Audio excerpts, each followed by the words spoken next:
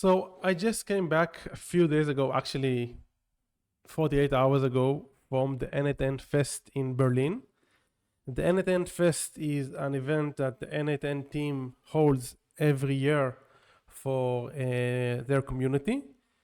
So there were approximately 550 people, N8N flow builders, N8N ambassadors, the N8N team, N8N partners, etc.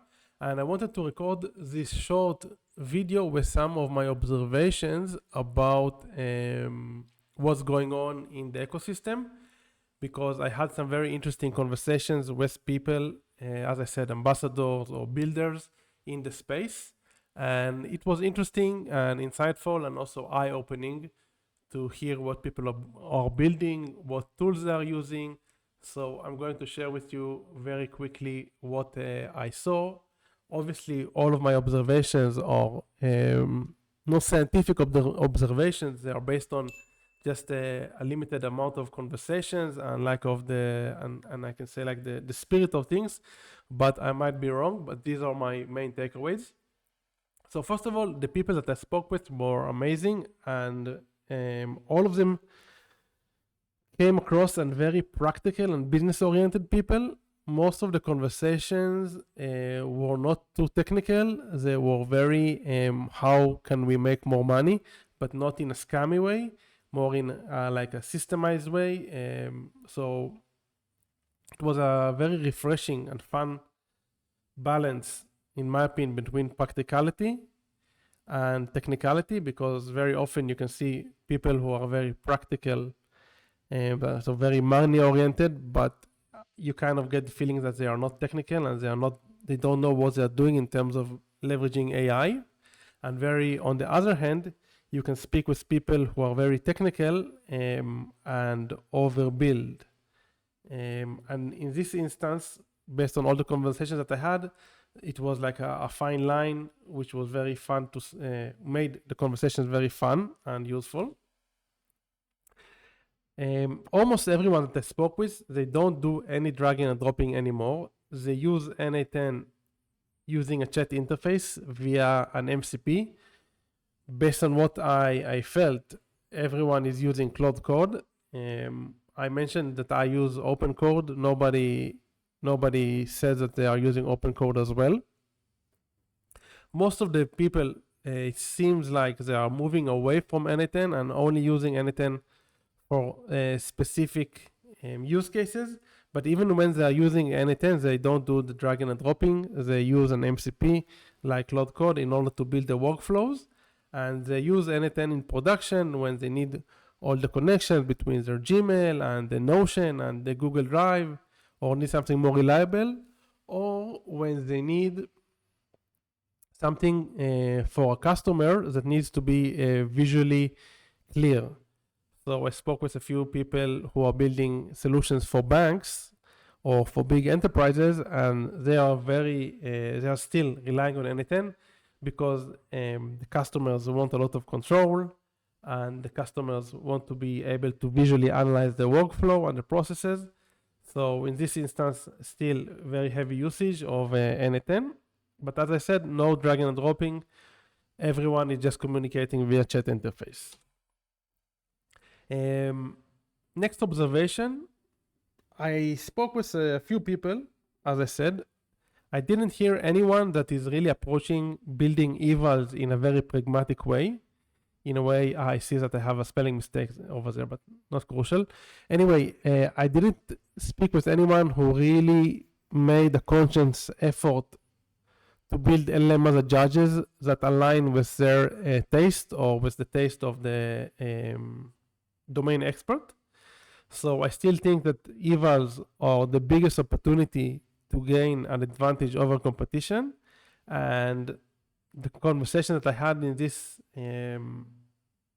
conference or party made it clear to me that people are still sleeping on Evals.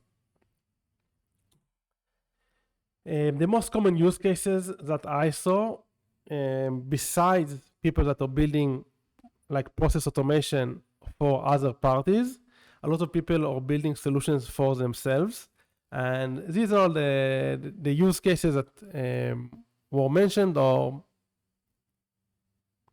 the most straightforward, nothing really surprising in terms of use cases. So inbox triage to make like inbox 0, lead scoring, getting like a form intake and then analyzing the person who filled the form, web fetching the data about his company, finding his LinkedIn profile, and then scoring the lead.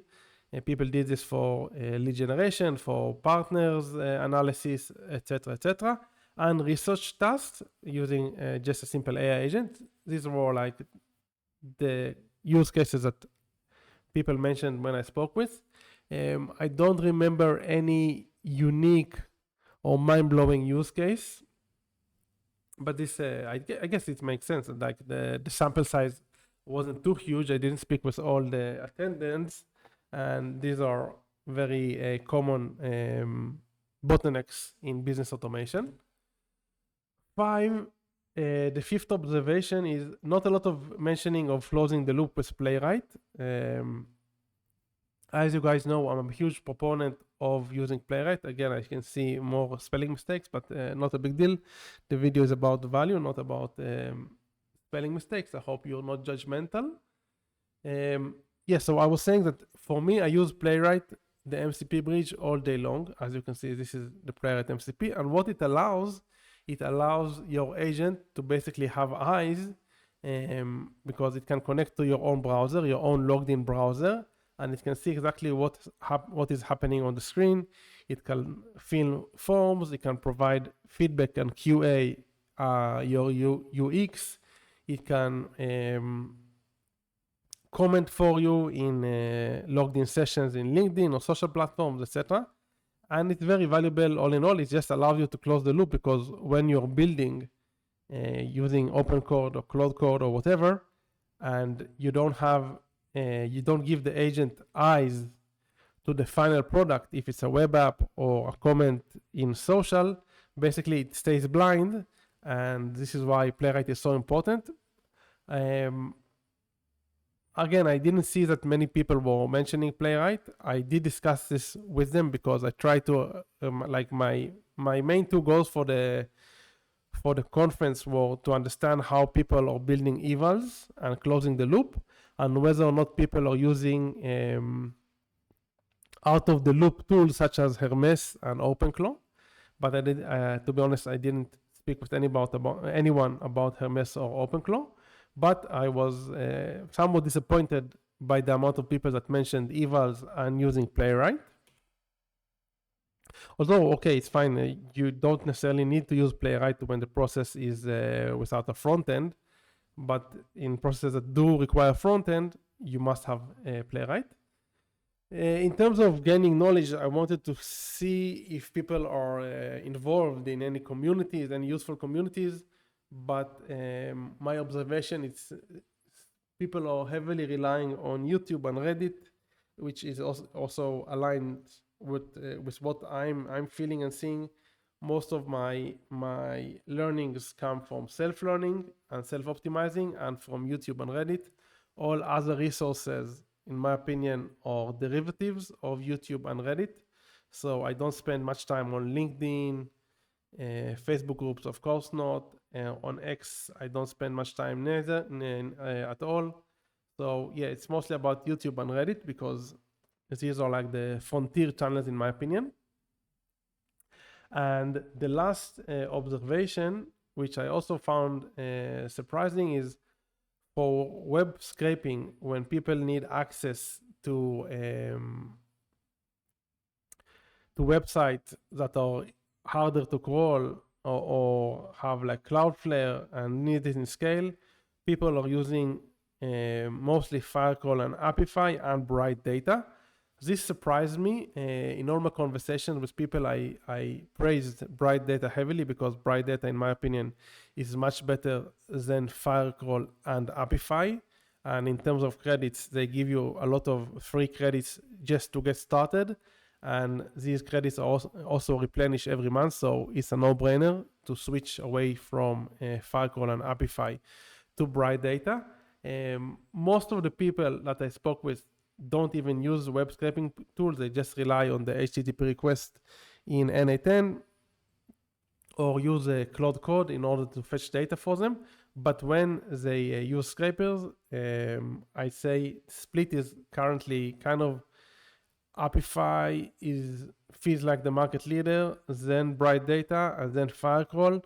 While in my opinion, Bright Data is just way more superior than Apify and Firecrawl, and I suggest that people move to Bright Data as soon as possible. Also, in terms of the infrastructure is better, no hiccups, and in terms of credits, it's way cheaper. These are the main things. These are the main takeaways from the N8N Fest. I really enjoyed the fest. It was like a party with very cool people. All conversations, as I said, were very practical and very business oriented. Again, I was surprised by the amount of people that are not using Evals and don't make it a point to close the loop. In terms of use cases, nothing too crazy. And in terms of tools, most of the people are using Claude Code. And as I said, people are doing the fairly straightforward stuff. I guess I'm repeating myself already, so let's conclude the video. If you have any questions or any comments about this video, leave them in the comment section below. It's just a short report about what I saw, my observations from the N8N Fest. Hopefully I'll go again next year, and I highly recommend you guys, if you can and you're in the Berlin area, do make it a point to join an N8N community event, because all the people that I met are really very interesting people, and it was a lot of fun. That's it for today. Until next time, keep on automating.